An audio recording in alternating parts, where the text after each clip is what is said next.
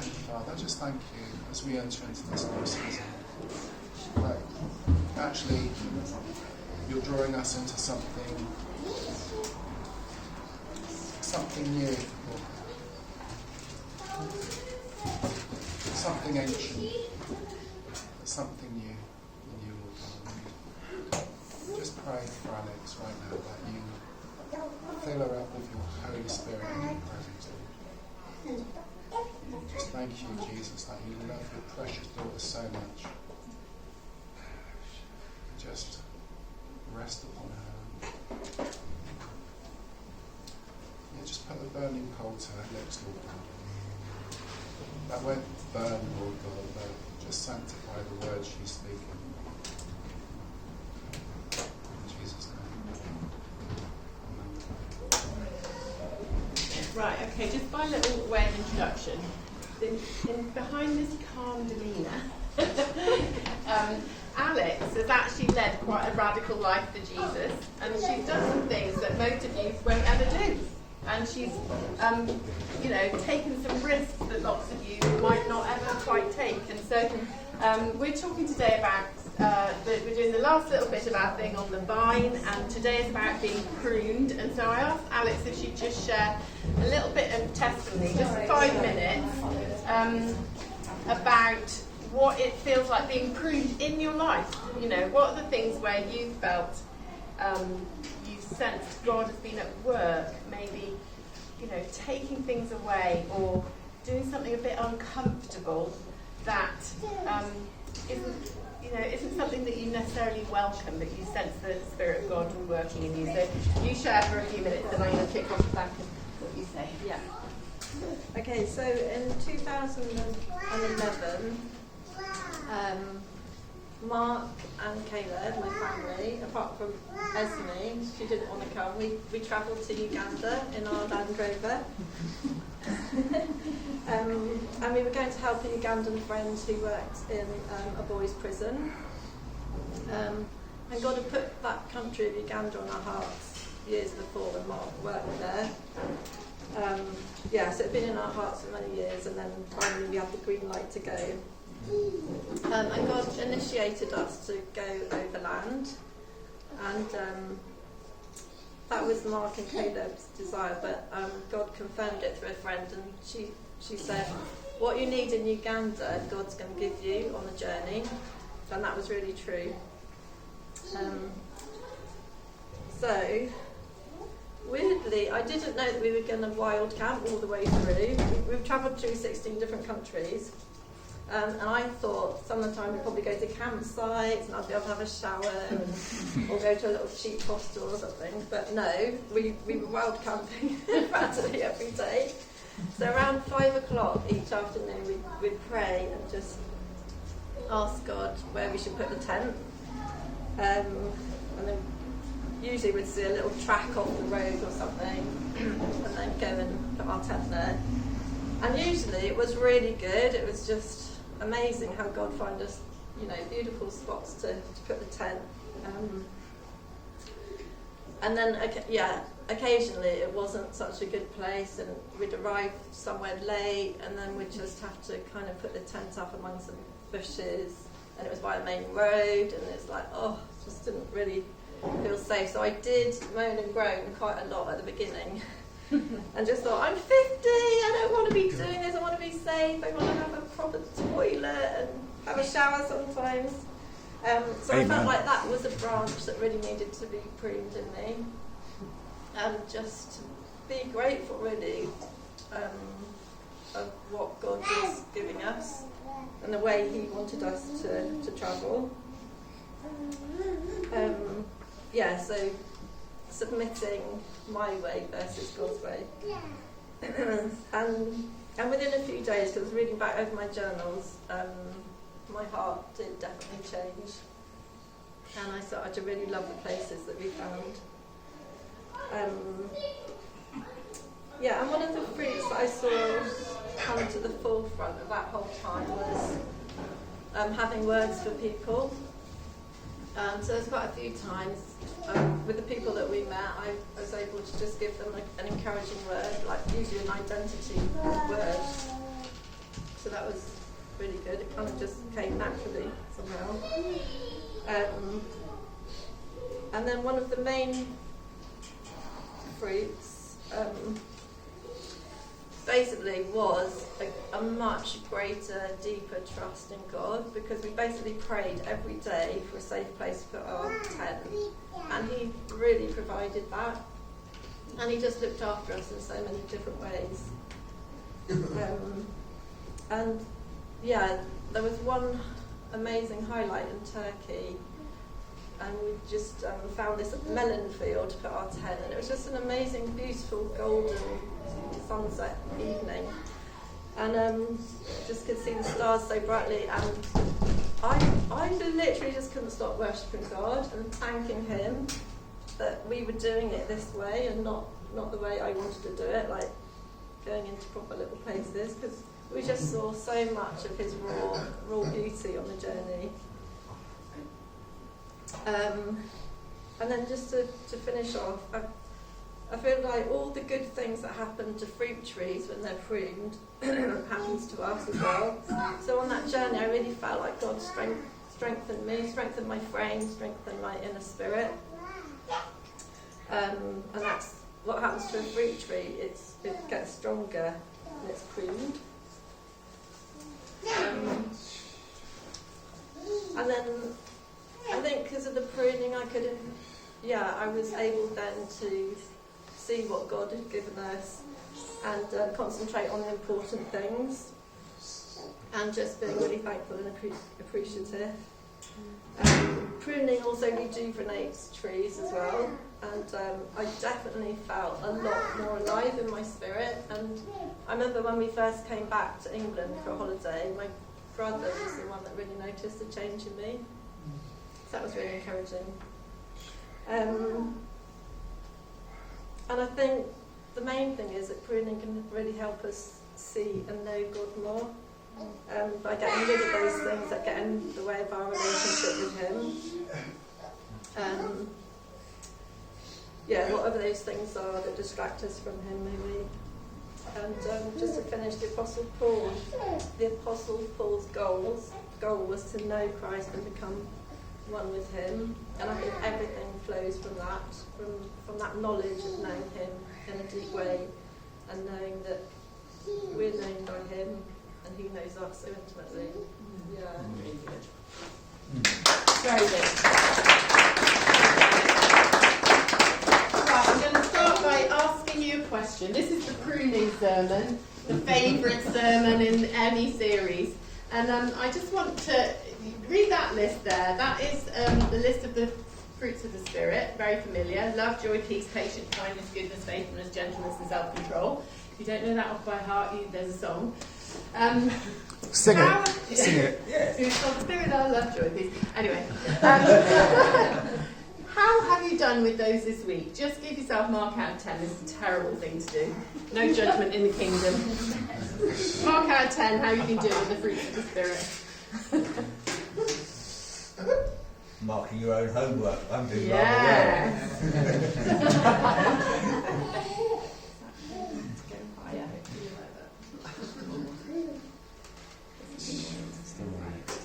It's so bluff. This is such a new thing needing to be born. Okay, how are you doing? Anyone got 10 out of 10? Terrible lot. Okay, so this is the pruning, and the whole idea, if you know anything about pruning, put your hand up if you know nothing about pruning. Anyone know nothing? Right, okay, so you are knowledgeable people. Anyone a gardener here? 2 or 3, a few gardeners. Okay, so tell me something. Tell me a definition of pruning. Kate. It's not actually a definition, but it's the kind of thing if you do it in the wrong time, trees won't fruit. Okay. It's very time specific. Okay, you've got to know something. Air and light into the plant so that it can breathe, and if you cut it the right way, then things multiply. Great. Okay, so there's some knowledge. Anyone want to add some knowledge to our knowledge of pruning, Jono? I learned something through a big mistake. My dad entrusted me with his tomatoes once. Oh, don't do that. And he said that the bits that you prune grow up between the main shoot and the branch. Right. But it was growing so quickly that I ended up cutting the main branches because the bits that grew up were actually thicker than the main branches. Right. And so the lesson I learned was the bit that needs pruning isn't always the bit that You think needs you pruning. think. Okay. Good. That's really good. One more fact about pruning. One thing I was just thinking of was like, it's not like annihilation. There's a difference of... My sister would love you. She always says, it's so annoying when people move into the house next door and they do this scorched earth policy. They think pruning is cutting everything to nothing, and then suddenly the garden that was lovely now looks like bare, and people think, oh, I've been gardening, look. And that she's an amazing gardener. So it's so true. So true. So you've got to know what you're doing. It can be totally devastating if you do it wrong. And all sorts of things can grow wrongly. So we're talking about that kind of thing, and Jesus using it as an analogy for God being at work in our lives. So is God doing that sort of thing in your life? Is he cutting everything down that you don't want him to cut down? One of the things I had a bit of a sort of thought the other day, I thought, is every sentence in the Bible written because it's actually hard to do or achieve or live by? Is that the whole thing? I feel a bit like every single thing I ever read in the Bible is contested. Everything.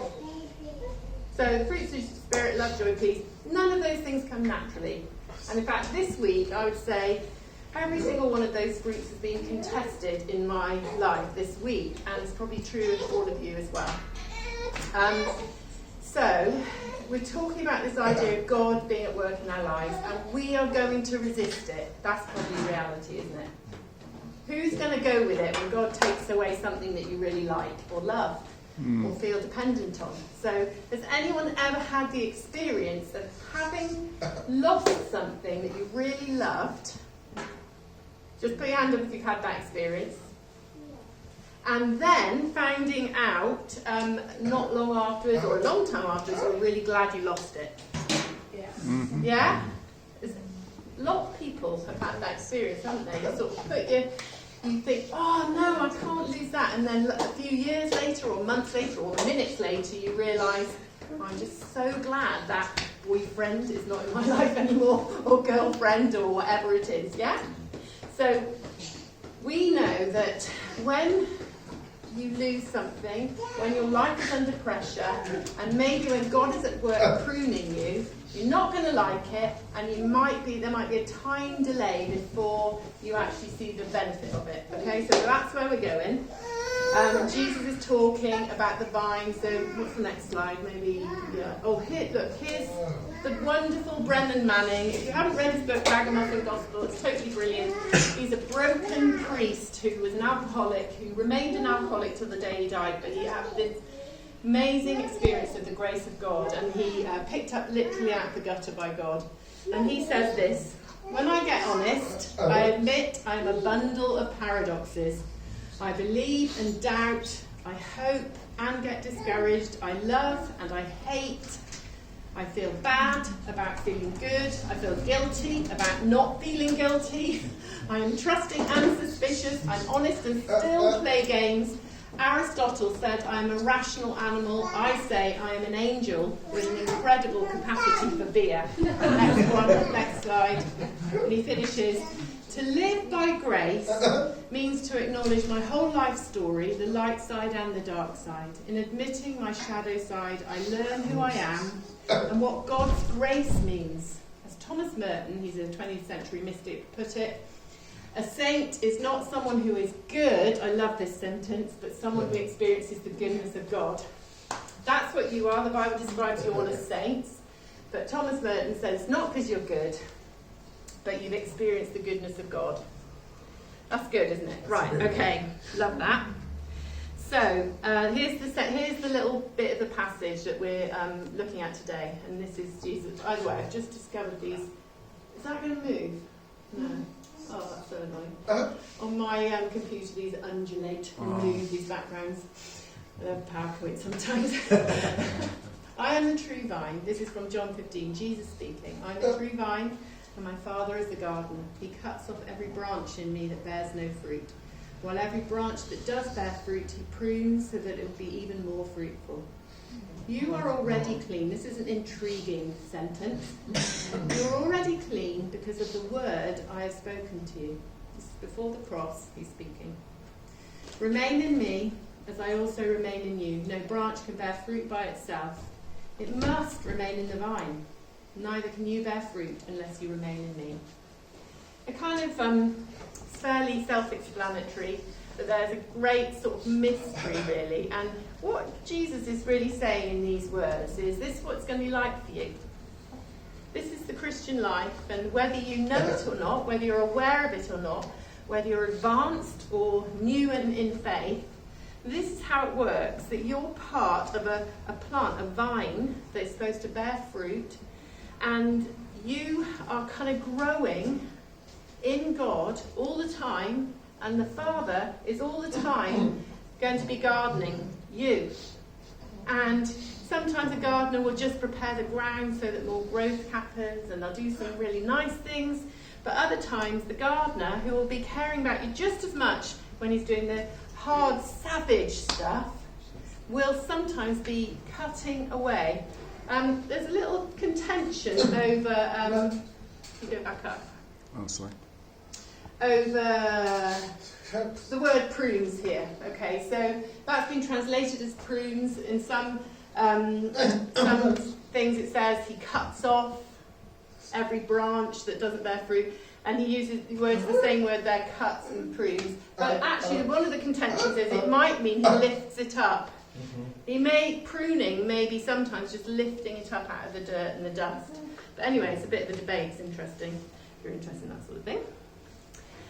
But I think we just got to pay really careful attention to words that Jesus says to us about suffering, because this is in part about suffering and loss. And you've all experienced it, suffering and loss in your life. Some of you quite a lot. And some of you are right now. Pressure, suffering and loss. And when Jesus talks about those things, you've got to pay attention. Because actually it's really hard to be a spiritual person, isn't it? In our culture, it's extremely hard to stay spiritual. Because the overwhelming pressure is not a spiritual, is towards us not being spiritual, not paying attention to the deep stuff, living in a material, shallow, reactive way. That's the main way most of us tend to live, unless we're paying attention. So this bit is really about what is God doing in your life? Where is God in painful things? Where is God when you're not thriving? What will he do to you if you're not thriving? And sometimes, honestly, I think we're so gentle with all of this stuff, and our worship is so gentle and so loving and tender because we're desperate for that stuff. But actually sometimes God is quite brutal as well. Like any good gardener, sometimes God will do something really quite hard in our lives, and we have to accept that that's part of being a follower of Jesus. And sometimes, a lot of the time he's always tender, always full of love, but there will be testing in your life. So Tori was saying she felt the contesting of her faith this week. Do something, they come here in faith. That's enough, isn't it? To take that risk, not knowing they were going to be able to stay, that's enough. But here, while they're here, back to apply for a visa, then the visa prices goes up, and then other financial pressures come this week, and just as she's taking this step of faith, surely that's enough. No, it's even harder, it's even deeper. And she's got to push into something. And who else has had that? When you think, well, that's enough, then actually God, or something happens, and you think, that's totally outrageous that would happen when we did this. So this week in our house, let's just be candid, we've had me and Greg were going for a little wander the other day. We're on our way to dinner with somebody, and we saw these people who were very wet. It was pouring with rain. They're two young people, and and Greg sort of thought they looked a bit lost. He said, "Are you right? Are you lost?" And they were just looking around. They were looking at these back gardens, and they were kind of about 19, 20. And they said, oh, we're just looking for somewhere to camp for the night. Is there anywhere we could camp? And, you know, they were backpackers, had massive rucksacks on their backs. And we said we could camp in Kingsdown, park up there. And then we say, but actually, to be honest, the people around here will probably move you on because they don't like that sort of thing.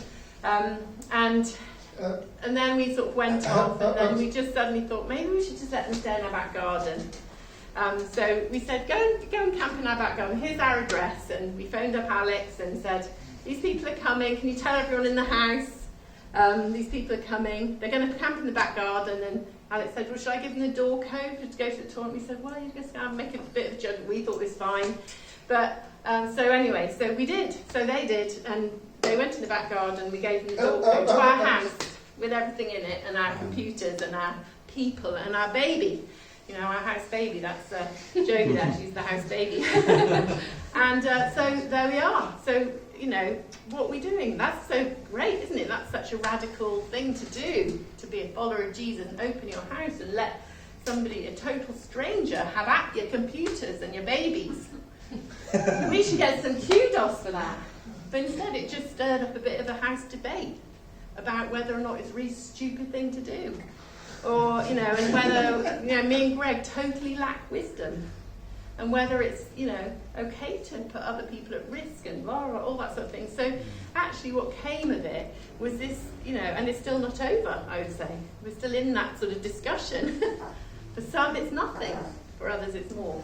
But the question is that, you know, what is God doing even in a little process like that? And maybe you're in a process where God's doing something and he's causing you to think about your values.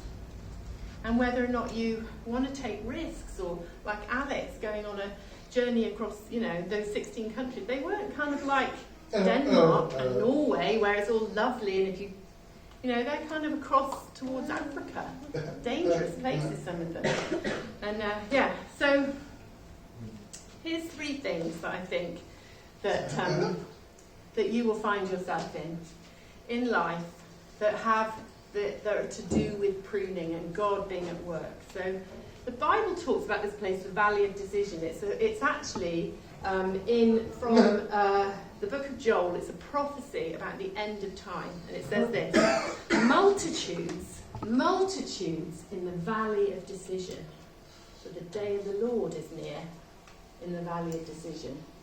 Now, on the surface of things, it's just talking about the end of all things, where God meets all of humanity and he makes a final judgment on humanity. So it's like a hard and harsh sort of thing. And Joel is saying there's going to come a time when you're all going to face God. And, you know, you better know him. You know, so it's really hard. But actually, the Valley of Decision, you are in it all the time. You're in it this week. In fact, you're in it right now. Whether, you know, often the Spirit of God will be leading you to a place of deciding something. Whether you can trust him, whether you can say you'll forgive someone, whether you can say that you want him to be first, whether you can say that you trust him for your money, whether you can say that he can be a source of peace to you while everything else is in turmoil. He's always calling you to decision points. I think that is one of the things that the Spirit does, which is like pruning. You know, when you prune a bush or anything, you've got to make a decision which thing you cut off. And if you cut off a growing point, it can be good or it can be bad. It can really mess up the future growth. But sometimes you have to cut off a growing point in order for other growing points to appear. So there's this decision thing that you are in every single day. And one of the things that you're deciding is whether you're going to go with the culture that is around you, that is numbing you to the Spirit all the time. Are you aware of that? That the things that you put your trust in sometimes will numb you to the Spirit. But there will be times when you have to really pay attention. So here's one from a long time ago, where with me and Greg. Don't just go with me. Okay. That's a good sentence, isn't it, as well? Oswald Chambers, My Utmost for His Highest, amazing classic spiritual book. conscious repentance leads to unconscious holiness. Often, that's good, isn't it? Conscious repentance leads to unconscious holiness. So all you've got to do, if you want to become holy, is make sure you're in this conscious place, paying attention to the things you've got to repent of. And God will give you holiness. And it needs to be a bit unconscious, because the minute you think you're holy, your pride will come along and say, look how holy I am. And you are subject to those forces all the time. But here's the story. So years and years and years ago, before we had our first house, and we really wanted to move, and we'd been living in it for 10 years, and we really felt that we were meant to move and something new was meant to happen. And we went through this long thing, and we just, every house we tried fell through. And it was just this sort of like beating your head against a brick wall sort of feeling of, why can't we actually just do this thing? I don't know if you remember this, but Greg one night said, I think, well, we're going to have to just do something. Okay, he said, let's kneel down and say, whatever you want to happen in our life, God, whatever it is, even if you want to stay here for the rest of our lives, then we'll do it. So let's surrender. And so we did. We kneeled in the middle of the dining room floor, and we just prayed this prayer of surrender. We just said, okay, God, even if you don't want us to move, fine. If that's what you're trying to say, fine. And we'll just surrender we'll believe you that you're working now, and even in this thing, which is relatively trivial in the greater scheme of things, I know, but life is like this, even in this thing, then, we'll just surrender to you. Fine. And then almost immediately we basically found this house that was perfect for us, and we got a buyer for our house. So really quickly it's like, oh, that's great, you surrender, you get what you want. And but then the night before we were going to sign our exchange contracts, major stage in the buying and selling of houses is this moment. Once you've exchanged, you've done it. You're on the home straight. It's going to complete eventually. The night before, basically it came to light that in the course of filling out forms and all the sorts of things, a kind of slight mistake had been made in the way our house was described over a particular aspect of the house. And if we sort of corrected it to be exactly as it was meant to be, true, we realised that we could lose the exchange. And this is the night before. And so we had this little tussle of, if we tell the truth, we're going to lose it. And we've been through months of this process, and it was blooming hard, the process. And then we finally found it. And we really battled, because it's a minor point. It didn't really matter, but we just felt if we just gloss over this, what is it? So we just half the night we were worrying about it, and in the end we just I think Greg just woke up in the morning and just said we're just going to have to say it. It was on the day of the exchange. This is the truth. This is what the house is like. Might be over today. And we did. So we did. And So we thought we'd surrendered in the dining room, but actually we really surrendered on that moment when you have to pin your colours to the mast and say, okay, we're going to side with truth, whatever happens. Because the truth sets us free. So we did, and actually it was okay. It was a bit of a lame ending to this story. The solicitors came back and said it's fine. We can alter the wording, I think, and it's not going to stop the sale.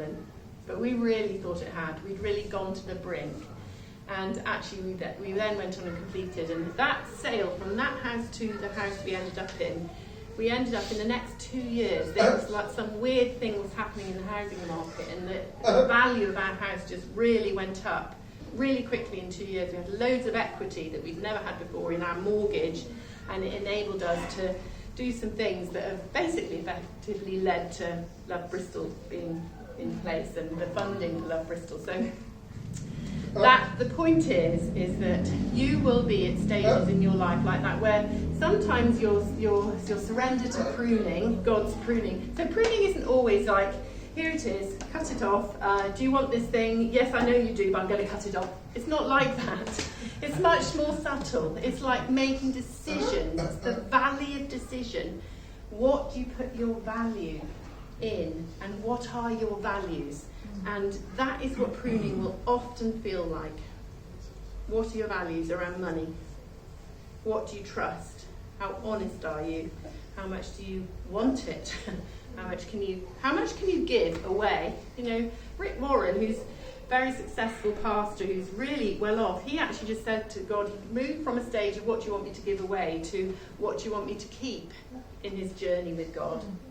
And he moved to a point of giving away 90% of his income. He does earn quite a lot, he's a big mega pastor, but it's kind of like, you know, you will find that you will have to bring under the survey of God some of the areas of your life. So this week that's going to happen.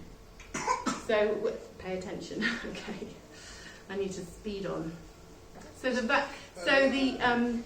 valley of decision is about those moments, and the pruning of God will be forcing you to make a decision. And sometimes you will passively not make a decision, and you will have made a decision. Yeah? By not actually doing anything about it. So, where shall I go next? Okay, here's another point. Just go down. Go to the next one. Here we go. When you are being pruned, you can look externally poor, but still be internally rich.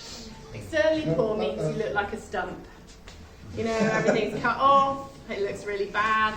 Pruning is painful for gardeners because the lovely leafy green growth that makes your garden look so nice disappears, and it's just poverty, externally poor. But something begins to sift when you allow God to work on your life. And I'm just saying that to some of you today. I just feel like you need to know that it's like this, you're in the bare bones of what is left of your life right now.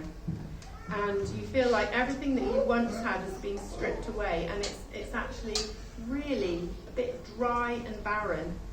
But it is what the Spirit is going to do in that season is draw you into a deeper place, so that the external things, which often prop up our egos, are going to be taken away, and you're going to choose what you want to do. So it almost causes a questioning time. So questions are really welcome by the Spirit of God. You know, even like, do you exist? God loves it when we ask him that question. It's not like a sign you haven't got any faith, it's a sign you care and that everything is being really tested. It's totally fine to ask God any question that you want to. And one of the people that have really sort of shown me that in my life has been my mum. And my mum is 86 at the moment. She's nursing my dying father, who is going to die probably before Christmas, and it's really hard for her. But my mum is a woman of faith, and she's always had this thing that she would say as we were growing up. God's always saying something, God's always doing something, and it's become a bit of a mantra in my life. I totally believe this. And for you, basically, God is saying something to you right now in your life. Do you know it? And you might not, because there's a lot of other stuff going on that are dampening down the voice of God, the voice of the Spirit. But what is he saying to you? You need to ask yourself that question. What is the Spirit saying to you? For those who have ears to hear, Jesus said, listen to what the Spirit's saying to the churches, to you. So what is God saying? He's always doing something. And I said to her a few months ago, what would you say is like the epitome of advice that you would give to people if you want to be spiritually fruitful? And she said, learn to believe and accept that in any situation, accept that God is at work and that this is his will for you in some way. Now, let's be really careful. Sometimes suffering is caused by other people and it's evil. Sometimes suffering is caused by our own evil actions because we're broken. Sometimes it's caused because the world is an evil place. And none of those things are what God has caused you to have. Just because evil happens doesn't mean to say it's from the hand of God. But my mum would say he has allowed it, and he's allowed it actively for a purpose.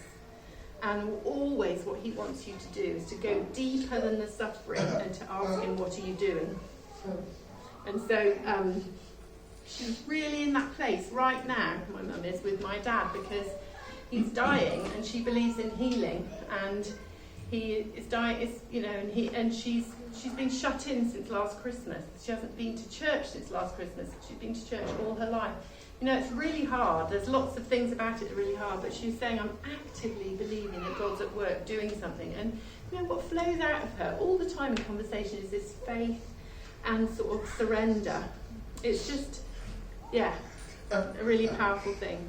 I just want to say one more thing on this thing, is that reputation, this is something I just felt to say today. I think reputations are often, our reputations, how people see us, that's often an area where the pruning of God is at work. And so we want to look good, don't we? We want to look holy, we want to look wise, we want to look powerful and successful, desperately. And even if it's in a quiet way or a really showy offy way, we want those things. And God is always at work with us around our reputation, because our reputations have the power to have a hold over us, so that we want to preserve them at all costs. And there isn't anything in your relationship with God that you can have at all costs. There isn't. The only thing you can have is actually Jesus. But that's the only thing. But if you find in your life, your reputation, how people perceive you, or even your struggle with something like shame, which is also a battle over reputation. If you feel a battle over the idea of shame, I feel shame about who I am, God's not going to let that lie, because your reputation is so precious to you that he's going to go there. So when somebody misunderstands you, what's that feel like? Who feels that sense of, is familiar with the feeling of righteous indignation? We were being really radical about letting people stay in our garden, and that righteous indignation. That is a sign that you want to be understood. So much is really precious to you. So when you feel that sort of sense, it's not always that you've done something wrong, but your value over your reputation. What about when you've been rejected, and that feeling of being rejected and the shame you feel? Or what about when you failed and you don't want anyone to know? Sometimes the Spirit of God allows that failure to become public. And we can see it around the world with some of these public figures who've been absolutely worshipped, Christians who've been worshipped, and suddenly the failure that they have has been exposed is humiliating and undermining. Surely it's even undermining to the kingdom of God. Well, no. The Spirit of God wants the truth, because only the truth will set us free. So Brendan Manning again says, when a man or woman is truly honest, it's virtually impossible to insult them personally. When you come to that place where you really know yourself before God, and you know that he is, you know what he's trying to do, and you've got a value for yourself which is based on who he is to you and not on all your ego stuff. It's impossible to get offended like that. So, and then the third thing, let's go, next one. Okay, so this is, at the end of this passage, Jesus says something, and he says, so that. And he kind of gives the reason for all this stuff. And so what is the reason? Is it God just trying to keep us small? Well, we know the answer. We know that he wants us to evangelise the world, etc. But Jesus actually says this. He says, I have appointed you to go and bear fruit that will last. So that's what all of this is about. So when God's at work in your life, and he's provoking you, and he's pressurising you, and he's allowing things to be lost, and all those sorts of things, we know he wants you to go and bear fruit that will last. So that, Jesus then goes on to say, next slide, whatever you ask in my name, it will be done for you. Now that is a dangerous thing to promise, isn't it? Because there's an awful lot of ego tied up in this dangerous idea that the God that made the universe would grant your prayers for healing and miracles and all the things that we really want. What if it became true? How would you take the risk of giving that promise to stupid us? Why would you ever do such a thing? And really what Jesus is saying is that verse is in the context of this process, and it's only going to work if you're in the pruning, if you're constantly allowing God to speak to you about your stuff, your ego, your things that you trust in that actually are false, and your personality and the things that you think are precious, even your brokenness. Some of us hold on to our brokenness because it's all we know. But God is, if we allow God to be at work, then it's a so that. That's what Jesus says. So that you're going to get this amazing fruit. Whatever you ask in my name, it will be done for you. And so that's the ending of this series, really. It leaves us sort of hovering on the edge of this promise. And one of the things I just thought today was that there's this thing called apical dominance in plants. Apical means the apex, the top thing. And basically what happens is that there's a lead shoot in most plants, and while it's growing, everything else is suppressed. It's called apical dominance. That's why you get trees that are pointed like that and things that grow upwards and everything. And when you're pruning, you'll cut the dominant shoot. And the reason why all the others come up is because there are hormones that come down from this dominant shoot, and they trickle down the plant and they suppress growth all the time. And the minute that apical dominant shoot is cut off, then these hormones go to the other shoots and they allow them to grow. And so sometimes the really great, amazing, powerful, good stuff has to go. And there's something in that for us. Even in this time as with Doug going. Doug's amazing, great and powerful, and he's gone. So Doug, has gone off and he's felt the leading of God to go off and do some things. But actually it's always really hard being the left behind people. And it's hard to sort of get back your vision again. But I just felt God was saying, not that Doug was the vision of LoveBristol by any means, but it's kind of like this sense of, he's a big character.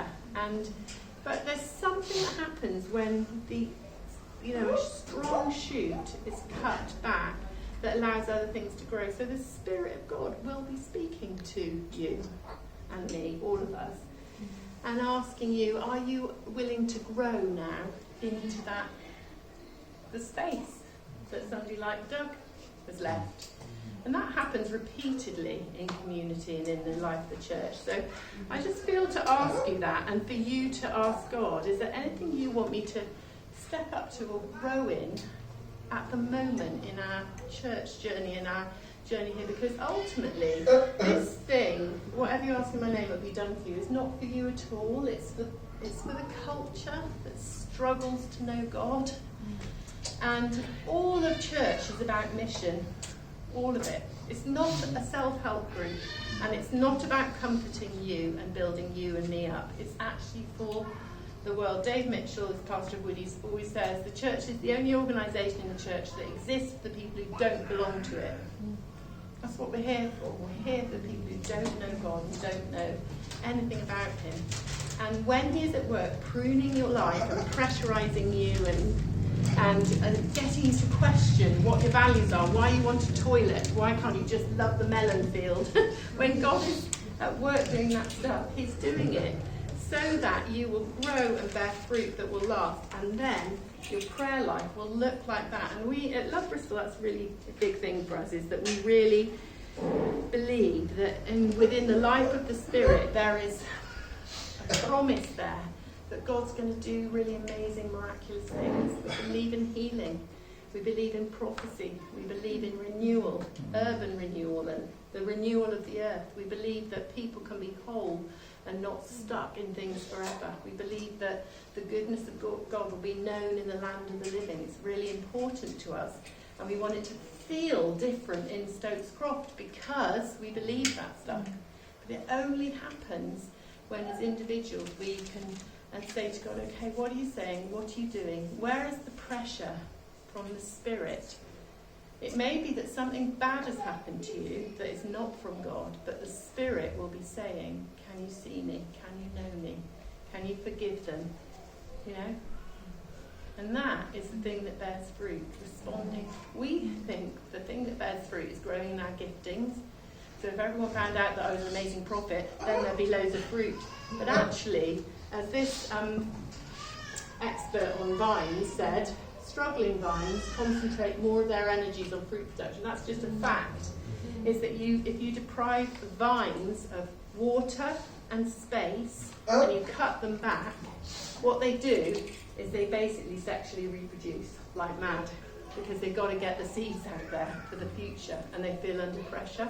If you water them really well, give them loads of space, they go really leafy and they have less fruit. So, what pressure is there in your life right now that the Spirit is trying to draw fruit out of you? And He is saying something and He is doing something, and it's your job to find out what He's saying and doing. And actually what Sam said a couple of weeks ago about the soil that all of this stuff is growing in is humility. Is such a good word, because humility means you climb down off your big things. I've got the right to this or that, and I'm an amazing this or that, or I'm so rejected I can't do a thing. All of those things are like you puffing up and your flesh being dominant, but humility says, I just want to be good ground for God to grow something in. So what is he saying and doing in your life that allows that? I'm just going to pray for us and leave you with those thoughts, really. And maybe if people would like to pray with each other, that's a good thing to do. And make a commitment to go and have a ponder and say, I think you must be saying and doing something, but I haven't been really listening well enough. So let me hear it, God. So let's just take a little moment. Jesus, we sit before you. We believe that you are alive and in this room right now, the Lord of heaven and earth.